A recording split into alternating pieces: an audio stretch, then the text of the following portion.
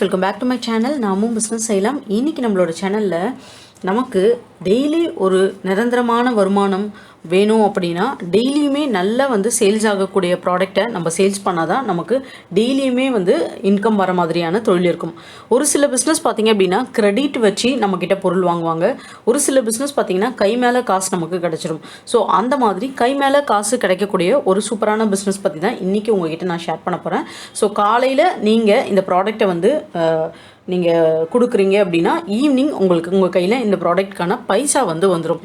So நீங்கள் இந்த business எடுத்து பண்ணணும்னு விரும்புகிறீங்க அப்படின்னா கண்டிப்பாக வீடியோ ஸ்கிப் பண்ணாமல் பாருங்கள். இப்போ தான் ஃபர்ஸ்ட் டைம் நம்மளோட சேனலை பார்க்குறீங்க, இன்னும் நீங்கள் சப்ஸ்கிரைப் பண்ணல அப்படின்னா கீழே ரெட் கலர் பட்டனை ப்ரெஸ் பண்ணி சப்ஸ்கிரைப் பண்ண மறக்காதீங்க. அப்படியே பக்கத்தில் உள்ள பெல் ஐக்கனை கிளிக் பண்ணிடுங்க. ஸோ தட் நான் போடுற வீடியோஸ் உங்களுக்கு ரெகுலர் அப்டேட்ஸாக கிடச்சிரும். இது என்ன அப்படின்னு பார்த்தீங்க அப்படின்னா யூஸ்வலாக நம்ம எல்லார் வீட்லேயும் வாங்கக்கூடிய பால் தாங்க. அதாவது பசும்பால் நிறைய இடத்துல சிட்டி சைட் கிடைக்க மாட்டேங்குது. வில்லேஜ் சைடில் எல்லா இடத்துலையுமே கிடைக்கிது தான். அது நிறைய பேருக்கு தெரிஞ்ச விஷயம்தான். ஆனால் இப்போது நிறைய இடத்துல கிடைக்காததுனால 1 லிட்டர் பசும்பால் பார்த்திங்க அப்படின்னா 70 ரூபா 75 ரூபா வரைக்கும் வெளியில் விற்கிறாங்க. டைரெக்டாக நீங்கள் மாடு வச்சுருக்கீங்க, டைரெக்டாக பசும்பால் நீங்கள் கொண்டு சப்ளை பண்ணுறீங்கன்னா நீங்களும் இதை பண்ணலாம். இல்லை உங்ககிட்ட ஹோல்சேலாக வாங்கியும் இதை அதர் பர்சன்ஸ் பண்ணலாம். பசும்பால் பார்த்திங்கன்னா இந்த மாதிரி பேக்கெட்ஸாக வந்துருச்சு. ஆனால் பெரிய லெவலில் பிரபலம் ஆகலை. ஏன்னா நிறைய இடத்துல இதோட அவைலபிலிட்டி கிடையாது. நிறைய பேருக்கு இதை பற்றியான விழிப்புணர்வு தெரியல. பேக்கெட் பால் தானே, அதுலேயும் என்ன ஒரு புது விஷயம், ப்ரிசர்வேட்டிவ்ஸ் போட்டு தான் இருப்பாங்க அப்படின்னு நினைக்கிறாங்க. கண்டிப்பாக அது கிடையாதுங்க. ஸோ பேக்கெட் பால்லேயுமே பசும்பால் அப்படியே பேக் பண்ணி சேல்ஸ் பண்ணுறாங்க. ஆனால் அதோட லைஃப் அப்படின்றது ஆஸ் யூஷுவல் உங்கள் வீட்டுக்கு ஒரு பாத்திரத்தில் பசும்பால் கொடுத்துட்டு போனாங்கன்னா எப்படி இருக்குமோ லைஃபு, அந்த மாதிரி தான் அதோட லைஃப் இருக்கும். அது தெரிஞ்சு மக்கள் ரெகுலராக வாங்குறாங்க அப்படின்னா கண்டிப்பாக அவங்களுக்கு இந்த பசும்பால் யூஸ்ஃபுல் தான். ஸோ இந்த மாதிரி பசும்பால் பேக்கெட்டில் பண்ணோம் அப்படின்னா நம்ம அப்படியே பேக்கெட்டை வாங்கி பேக் பண்ணியெல்லாம் கொடுத்துட முடியாது. ஒரு சில லைசன்ஸ்ன்றது இதுக்கு வாங்கணும். முக்கியமாக FSSAI. ஸோ அந்த FSSAI எப்படி எடுக்கிறது அப்படின்ற டீட்டெயில்ஸ் உங்களுக்கு நான் டிஸ்கிரிப்ஷனில் கொடுக்குறேன். FSSAI இதுக்கு எடுக்கணும் அப்படின்னா அதுவும் மெயினாக பால் இதுக்கு இந்த மாதிரி பேக்கெட்ஸ் பண்ணுறதுக்கு லேப் டெஸ்ட் பண்ணணும். நம்மளோட பாலை பியூரிட்டி டெஸ்ட் அப்படின்வாங்க. இது ரொம்ப பெரிய விஷயம் கிடையாது, ரொம்ப சிம்பிள் தான். நிறைய லேப்ஸில் இதை டெஸ்ட் பண்ணுவாங்க. உங்களோட பால் இருக்குது பார்த்தீங்களா, பசும்பால், அதை கொண்டு போய் கொடுத்தீங்கன்னா அதை டெஸ்ட் பண்ணி இதில் என்ன கலப்படம் இருக்குது, என்ன பியூரிட்டி இருக்குன்றத சர்டிஃபிகேட் கொடுத்துருவாங்க. அந்த சர்டிஃபிகேட் வச்சு நம்ம FSSAI அப்ளை பண்ணி ஈஸியாக வாங்கிட முடியும். ஒன்ஸ் அதை வாங்கிட்டீங்க அப்படின்னா இந்த மாதிரி ரெடிமேட் பேக்கெட் கவர்ஸ் இருக்குது. 20 பைசா 10 பைசா 15 பைசா குவாலிட்டிக்கு ஏற்ற மாதிரி பசும்பால் அப்படின்னு போட்டே இருக்கும். அது அந்த மாதிரி போட்டிருக்க கவர் வாங்கிட்டு பாலை அதில் நீங்கள் ஃபில் பண்ணி கரெக்டாக ஆழாக்கு அப்படி வச்சுருப்பாங்க. இது ரொம்ப சிம்பிளஸ்ட் மெத்தடில் நான் சொல்கிறது. இந்த ஒரு மிஷினரிஸும் இல்லாமல் மேனுவலாக பண்ணுற மெத்தட் சொல்கிறது. மிஷின்னா உங்களுக்கு 2 lakh 5 lakh அந்த மாதிரி காஸ்டிங் ஆகும். கொஞ்சம் பெரிய லெவல் போனதும் நீங்கள் அந்த ரேஞ்சுக்கு பண்ணிக்கலாம். இதை நீங்கள் ஆழாக்கில் 1/2 லிட்டர் இல்லை 1 லிட்டர்னு வச்சுருப்பீங்க பார்த்தீங்களா, அதில் அளந்து இதில் ஊற்றிட்டு ஹீட் சீலிங் மிஷின் இருக்கும் பார்த்தீங்களா, அந்த ஹீட் சீலிங் மிஷின் வச்சு இந்த பால் பேக்கெட்டை நீங்கள் பேக் பண்ணிடலாம். ஸோ ரொம்ப சிம்பிள். பேக் பண்ணிவிட்டு உங்கள் ஏரியாவில் இருக்க சூப்பர் மார்க்கெட்ஸு, ஷாப்ஸு, இல்லை நீங்கள் வீடுங்களுக்கு போடுறீங்க பார்த்தீங்களா, அவங்க தூக்குல வாங்குவாங்க. அதுக்கு பதில் இந்த மாதிரி பேக்கெட்ஸில் நீங்கள் தாராளமாக சப்ளை பண்ணலாம். நிறைய நபர்கள் ஈஸியாக வாங்கிப்பாங்க. ஃபார் எக்ஸாம்பிள் ஒரு நாளைக்கு ஒரு 100 பேக்கெட்ஸ் நீங்கள் போடுறீங்க, 40 ரூபா ப்ராஃபிட். 40 ரூபா ப்ராஃபிட் எப்படி சொல்கிறேன் அப்படின்னா, இப்போ இருக்கிற ஸ்டேஜ் பார்த்தீங்கன்னா 1/2 லிட்டர் உங்களுக்கு நல்ல தரமான பசும்பால் 33 ரூபாய்க்கு விற்கிறாங்க. ஸோ கிட்டத்தட்ட பார்த்தீங்க அப்படின்னா 33 ரூபாய்க்கு விற்கிறாங்க அப்படின்னா உங்களுக்கு 15 to 20 rupees நீங்கள் மார்ஜின் எடுக்க முடியும். டைரக்ட் நீங்கள் சப்ளையர்ஸ் அப்படின்னா ஒருத்தர் கிட்டேருந்து வாங்கி நீங்கள் விற்கிறீங்கன்னா 10 ரூபா ஒரு பேக்கெட் எடுக்க முடியும். ஸோ நீங்கள் டைரெக்டாக பசும்பாலில் நீங்கள் பேக்கெட்ஸ் போட்டு விற்கும் போது நீங்கள் 100 பேக்கெட் சேல்ஸ் பண்ணுறீங்கன்னா 40 ரூபா உங்களுக்கு ப்ராஃபிட் வைக்கும் போது 4000 rupees உங்களால் earn பண்ணலாம். இதுவே ஒரு மீடியேட்டராக நடுவில் இருந்து ஒரு பர்சன் டைரெக்டாக பால்காரங்க கிட்டேருந்து நீங்கள் ஹோல்சேலில் வாங்கி பண்ணுறீங்க அப்படின்னா 10 ரூபா மெனிக்கு நீங்கள் லாபம் வைக்கிறீங்க அப்படின்னா உங்களுக்கு அதுக்கேற்ற மாதிரி பைசா. ஸோ உங்களோட மார்ஜின் அந்த இடத்துல 1 லிட்டருக்கு 40 ரூபா இருக்காது, 20 ரூபா இருக்கும். ஸோ 20 ரூபா இருந்தது அப்படின்னா 2000 ரூபா கிட்ட உங்களால் earn பண்ண முடியும். ஸோ இந்த மாதிரி நீங்கள் ஏதாச்சும் அது தயிராக இருக்கட்டும், பாலாக இருக்கட்டும், நெய்யாக இருக்கட்டும், வீட்டில் இருந்து செய்கிற மாதிரி எந்த பொருளாக இருந்தாலும் இந்த மாதிரி கமர்ஷியலைஸ்டாக கொஞ்சம் எடுத்துகிட்டு வந்தீங்க அப்படின்னா மக்கள் உங்ககிட்ட அதை வாங்குவாங்க. கண்டிப்பாக கமர்ஷியலைஸ்டு பிஸ்னஸ்க்கு எப்பயுமே வரவேற்பு இருந்துட்டு தான் இருக்கும். ஸோ கண்டிப்பாக நீங்கள் ட்ரை பண்ணி பாருங்கள் இந்த டைப் ஆஃப் பிஸ்னஸ்லாம். ஸோ இந்த டைப் ஆஃப் பிஸ்னஸில் முக்கியமாக நீங்கள் கவனிக்க வேண்டிய விஷயங்கள் அப்படின்னு சொல்லிட்டு இருக்குது. அது என்னென்ன விஷயம் அப்படின்ற சொல்கிறேன். ஃபர்ஸ்ட்டு பார்த்தீங்கன்னா குவாலிட்டி.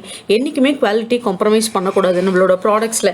ஏன்னா நம்ம தூக்கில் வாங்கும் போது அந்த பால் வந்து ஒரு குவாலிட்டியும், அதே போல் பேக்கெட்ஸ்க்கு மாறிட்டு இன்றைக்கி 100 பேக்கெட்ஸ் போடுறோம் அப்படின்னா நம்ம தூக்கில் கொடுக்கும்போது நம்ம தெருங்களில் இருக்க ஒரு 10 தெரு ஒரு 10 கிலோமீட்டருக்குள்ளே தான் சரௌண்டிங் கொடுப்போம். ஆனால் நாளைக்கு பேக்கெட்ஸ் போகும்போது அது நிறைய ஏரியாவில் வந்து சர்க்குலேட் ஆகும். நிறைய பேருக்கு உங்களோட பிராண்ட் பிடிச்சிருக்கும், நல்லா இருக்குன்னு. ஹை குவாலிட்டி போகும்போது அதில் கலப்படங்கள் கண்டிப்பாக பண்ணக்கூடாது. ஸோ அதுலேயும் பெஸ்ட்டாக நீங்கள் கொடுக்கணும் இண்டஸ்ட்ரியில்.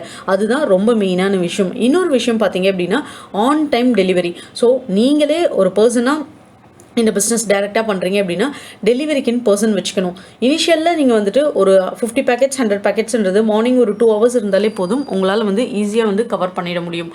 ஃபுல் பீப்புளையுமே ஒரு 100 பேக்கெட்ஸ்க்கு. ஆனால் ஒரு 500 பேக்கெட்ஸு 1000 பேக்கெட்ஸ் அந்த ரேஞ்ச்லாம் போயிடுச்சுன்னா ஆட்கள் நீங்கள் வைக்கணும். ஸோ ஆட்கள் வைக்கிறீங்க அப்படின்னா அது ஆன் டைம் டெலிவரிக்கு அங்கே போகணும். ஸோ அந்த மாதிரி அரேஞ்ச் பண்ணுங்கள்.